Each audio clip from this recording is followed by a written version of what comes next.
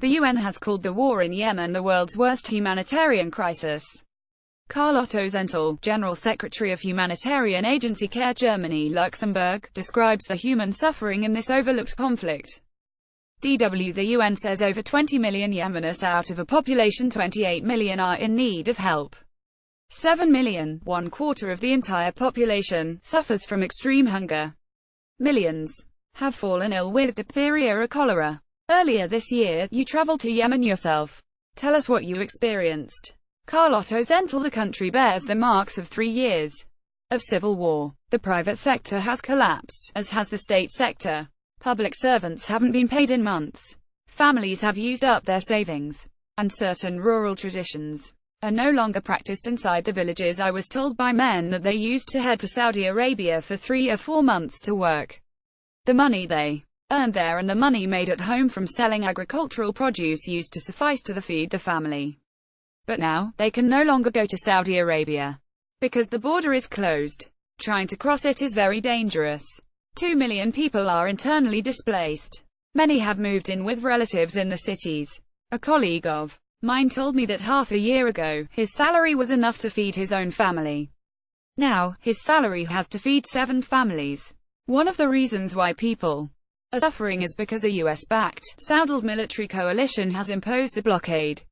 Aid deliveries, food deliveries, fuel, medicine, none of this is getting through to northern Yemen. How does this affect the work of your humanitarian agency? Yemen always needed to import 80 to 90% of its basic food staples. Most of this food was imported via sea, some of it by land via Saudi Arabia. The country's major ports that we used for these imports lie in the north, which is controlled by Houthi rebels. These ports are blocked. Consequently, there is less food inside the country, prices are rising, and so less and less food is available to the Yemeni people. The country has been under a total blockade since early November. That means not even aid deliveries are getting in. That has a dramatic effect on our work. For example, chlorine tablets that are needed to treat drinking water are almost depleted. This increases the risk of cholera spreading even further. We are running low on much-needed vaccines.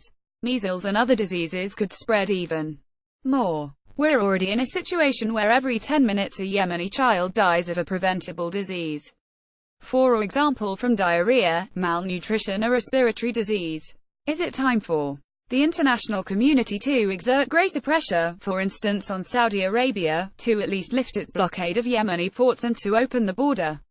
Yes, much more international pressure is needed. The situation in Yemen is not receiving the kind of attention it should. That also explains why there is little international pressure. The conflict resolution mechanisms we have on the international level have not brought peace to Yemen. As a humanitarian agency, you need to prepare for different outcomes. What is the best case scenario for Yemen? Ideally, there will be peace. A peace agreement in the near future, signed by all parties, is necessary for the country to fully recover in the long term. How realistic is that? Currently, I don't think it's realistic. It looks like this dire situation will persist. The world isn't paying enough attention to the Yemen conflict. That's why there's little international pressure. And the conflicting parties haven't yet reached a point where they're ready to talk. At least not to the extent one would hope for. Has the violent death of former Yemeni President Ali Abdullah Saleh, who pulled the strings behind the scenes, further complicated the search for peace? For a short period, Saleh's death made things more difficult for me and my colleagues working for CARE. Fighting began in Sana'a in early December. Clashes are taking place in provincial capitals, which are also heavily bombed from the air. This meant we had to reduce or halt our activities. Fortunately, my colleagues are all in good health, but we were quite limited in our activities for a certain period. We could not tend to important areas, like the water sector. This has made the country's humanitarian situation even worse. In early 2017, a large donor conference was held for Yemen. This generated substantial funds, which was great, but the estimates made then no longer reflect the current status quo. Back then, there was no cholera epidemic. Today, we have about 500,000 suspected cases and over 2,000 cholera deaths. And those are the number we know.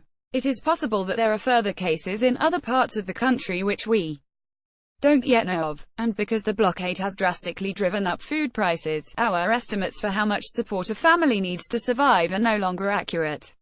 That means more help is needed. Every donation towards humanitarian organizations is welcome.